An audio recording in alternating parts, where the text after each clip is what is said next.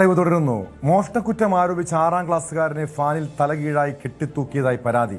Punalur വെട്ടിത്തിട്ടയിലെ living water boarding സ്കൂളിലാണ് സംഭവം. പരാതിയെ തുടർന്ന് പുനലൂർ പോലീസ് FIR രജിസ്റ്റർ ചെയ്തു. ബോർഡിംഗ് സ്കൂളിലെ പാചകത്തൊഴിലാളിയുടെ 500 രൂപ മോഷ്ടിച്ചുവെന്ന് ആരോപിച്ചാണ് 6ാം ക്ലാസ് വിദ്യാർത്ഥിയെ ഫാനിൽ കെട്ടിത്തൂക്കിയത്.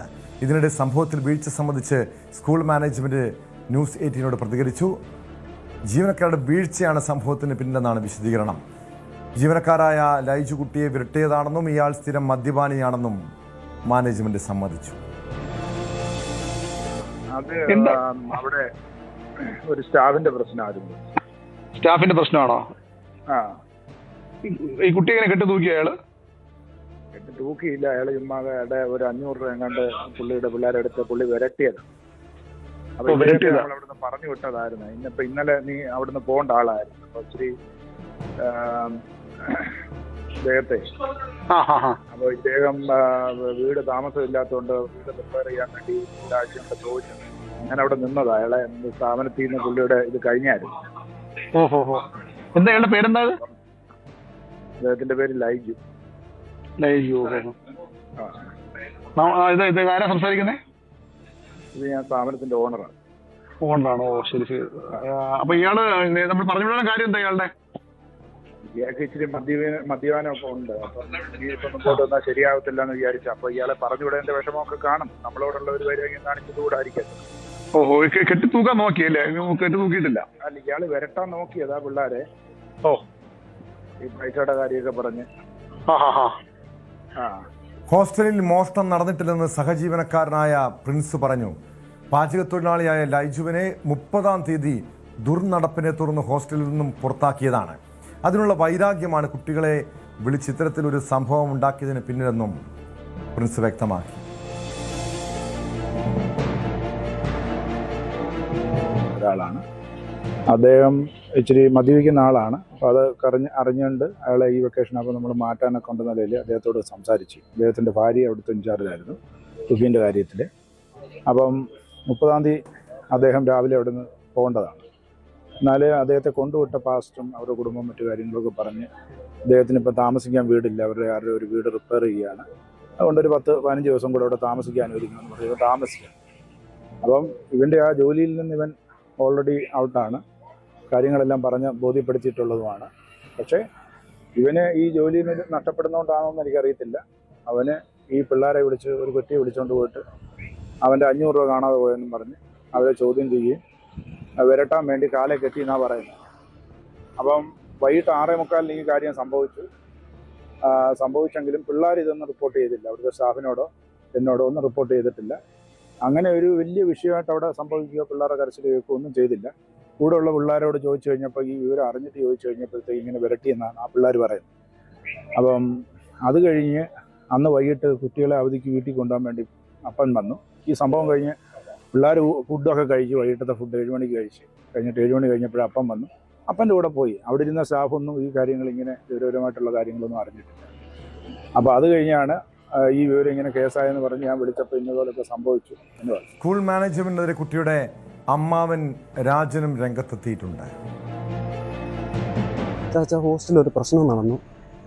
അവിടെ പാചകത്തിന് നിൽക്കുന്ന ഒരു ചേട്ടൻ്റെ 500 രൂപ മിസ്സായി.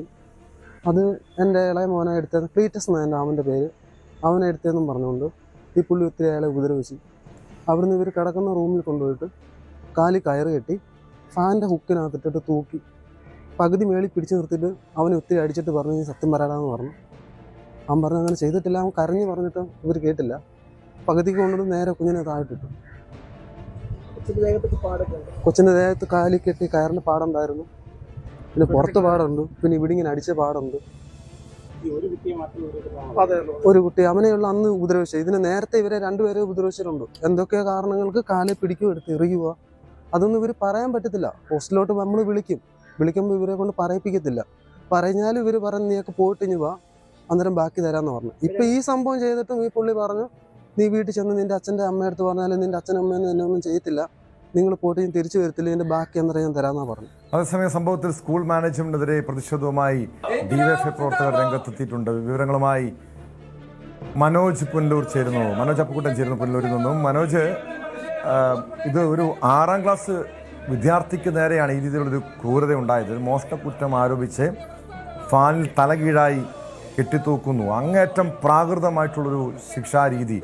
പ്രത്യേകിച്ചും നമുക്കറിയാം ചില ഹോസ്റ്റലുകളിലൊക്കെ പണ്ടൊക്കെ ഇത്തരം രീതികളൊക്കെ വിദ്യാർത്ഥികൾക്ക് നേരെ പ്രയോഗിച്ചിരുന്നൊരു കാലമുണ്ട്. പക്ഷേ അതൊക്കെ മാറി വിദ്യാർത്ഥികളെ എങ്ങനെ വിദ്യാർത്ഥികൾ പെരുമാറണം അതിനൊക്കെ ചില മാന്യതകളുണ്ട്, ചില രീതികളുണ്ട്. കൃത്യമായും സ്കൂൾ മാനേജ്മെൻറ്റ് ഇതേക്കുറിച്ചൊക്കെ ഈ ഹോസ്റ്റൽ വാർഡന്മാരെ അല്ലെങ്കിൽ ഹോസ്റ്റലിലേക്ക് ജീവനക്കാരെയൊക്കെ കൃത്യമായും പറഞ്ഞ് മനസ്സിലാക്കേണ്ടതാണ്. പക്ഷെ ഇവിടെ എന്താണ് സംഭവിച്ചത്? സ്കൂൾ മാനേജ്മെൻറ്റ് ഇക്കാര്യം തുറന്ന് സമ്മതിക്കുന്നുണ്ട്. പക്ഷെ അവർ ഇതിനെ അല്പം കൂടി മയപ്പെടുത്തി പറയുന്നു, ഒന്ന് വിരട്ടാൻ വേണ്ടി ശ്രമിച്ചതാണ്. അതിനപ്പുറം ഒരു കെട്ടിത്തൂക്കിയിട്ടില്ല, ഫാൻ കെട്ടിത്തൂക്കിയിട്ടില്ല എന്ന രീതിയിലുള്ള ന്യായീകരണമാണല്ലോ പറയുന്നത്. പക്ഷെ എന്താണ് ഈ വിദ്യാർത്ഥിയും കുടുംബവും ആരോപിക്കുന്നത്?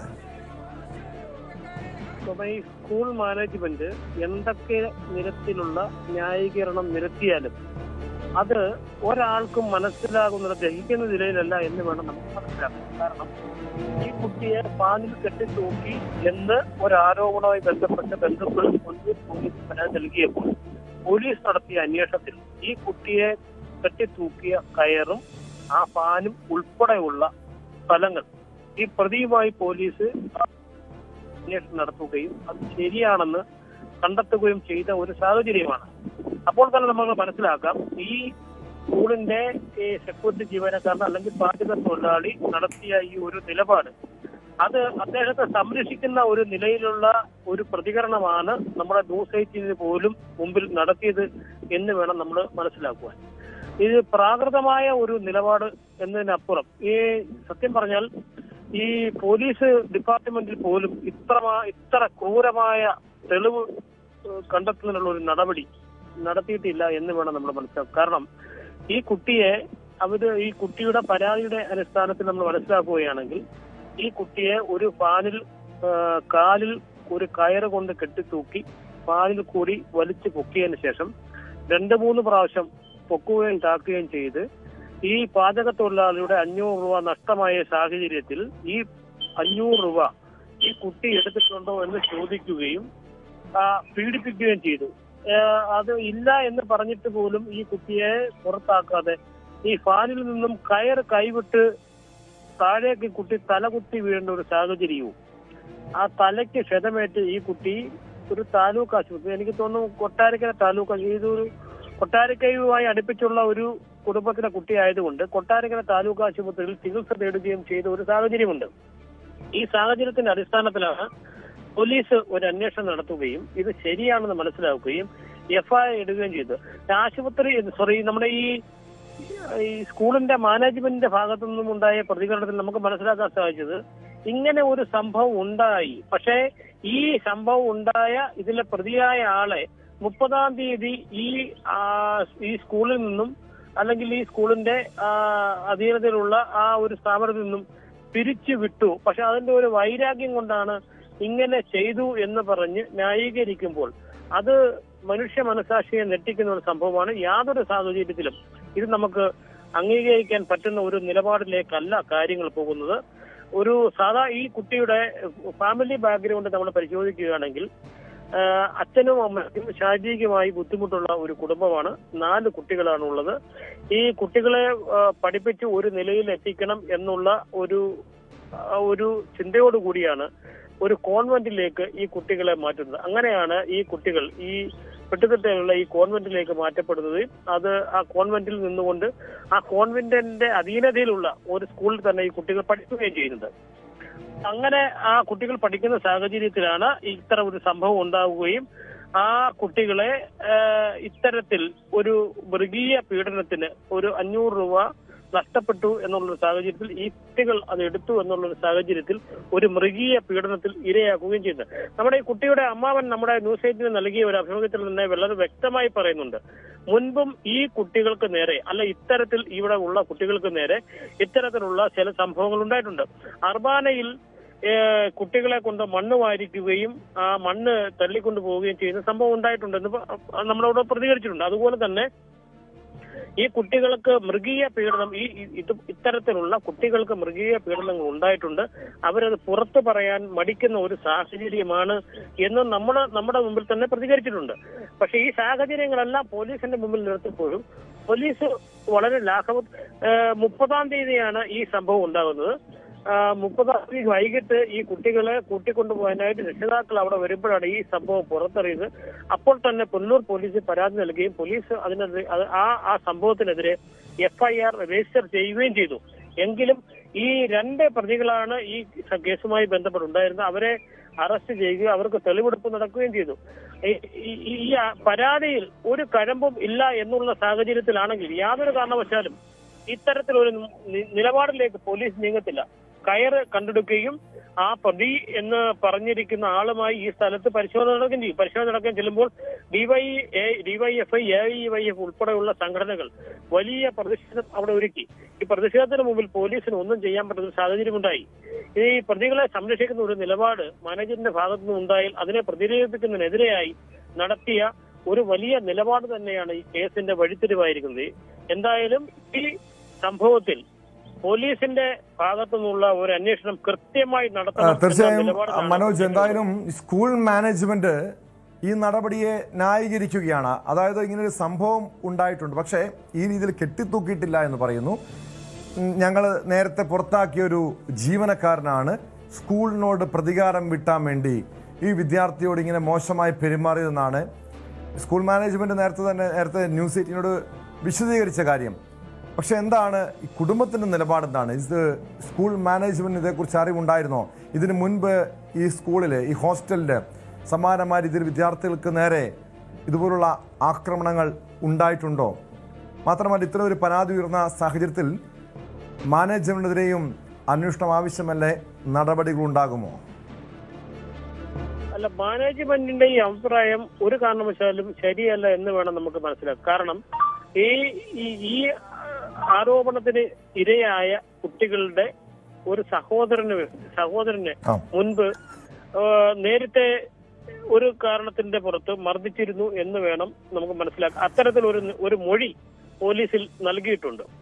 ഈ പ്രതിക്ക് വേണ്ടി ഈ പോലീസ് ഈ മാനേജ്മെന്റ് നടത്തുന്ന വാദങ്ങൾ ശരിയല്ല എന്ന് വേണം നമുക്ക് മനസ്സിലാക്കാം. കാരണം ഇവര് അങ്ങനെ ഒരു സംഭവം നടന്നിരുന്നു എന്ന് പറയുമ്പോൾ പോലും അങ്ങനെയാണെങ്കിൽ ഈ കയർ പോലീസ് കണ്ടെടുക്കുകയും ഈ പ്രതിയുമായി ഇന്ന് അവിടെ പരിശോധനയ്ക്ക് എത്തുകയും ചെയ്തിരുന്നു. അതിന്റെ വിഷയം നമ്മൾ കൊടുത്തിട്ടുണ്ട്. കാരണം ഇങ്ങനെ ഒരു നടക്കാത്ത ഒരു സംഭവമാണെങ്കിൽ യാതൊരു കാരണവശാലും പോലീസ് കയർ കണ്ടെടുക്കുകയും അവിടെ ഒരു പരിശോധന നടക്കത്തില്ല. ആ പരിശോധനയ്ക്ക് വേണ്ടി അവിടെ എത്തുമ്പോൾ വലിയ പ്രതിഷേധമാണ് DYFIയുടെ AIFIന്റെ ഭാഗത്തുനിന്നുണ്ടായത്. അപ്പൊ ആ പ്രദേശത്ത് നിലവില് നമ്മുടെ പുനലൂർ പത്തനാപുരം പാതയിൽ വെട്ടിത്തിട്ട എന്ന് പറഞ്ഞ സ്ഥലത്താണ് ഈ സ്ഥാപനമുള്ളത്. അത് വളരെ ഒരു റൂറൽ ഏരിയയാണ്. സാധാരണ റോഡിൽ നിന്ന് ഒത്തിരി ഉള്ളിലായിട്ടാണ്. ഇങ്ങനെ ഒരു സ്ഥാപനം ഉണ്ടെന്ന് തന്നെ നമ്മൾ പോലും മനസ്സിലാക്കുന്നത് ഈ വിഷയം ഉണ്ടാകുന്ന സമയത്താണ്. അപ്പൊ ഈ മാനേജ്മെന്റ് നടത്തുന്ന ആ ഒരു നിലപാട്, പ്രതികളെ സംരക്ഷിക്കാൻ നിലപാട് എന്ന് മാത്രമേ നമുക്ക് മനസ്സിലാക്കാൻ സാധിക്കുള്ളൂ. അവിടുത്തെ വാർഡ് മെമ്പർ ഉൾപ്പെടെ ഉള്ളവര് നമ്മളോട് പ്രതികരിച്ചിരിക്കുന്നത് ഇത്തരം ഒരു നിലപാട് നടന്നിരിക്കുന്നു, കുട്ടികളെ അവിടെ ബാലവേല ഉൾപ്പെടെ നടന്നിട്ടുണ്ട് എന്ന് വേണം മനസ്സിലാക്കുന്ന നിലയിലാണ് നമ്മളോട് പ്രതികരിച്ചിരിക്കുന്നത്. എന്തായാലും പോലീസ് അതേ ഗൗരവത്തിൽ തന്നെയാണ് ഇപ്പോൾ കേസ് എടുത്തിരിക്കുകയും കൈകാര്യം ചെയ്തിരിക്കുന്നത്.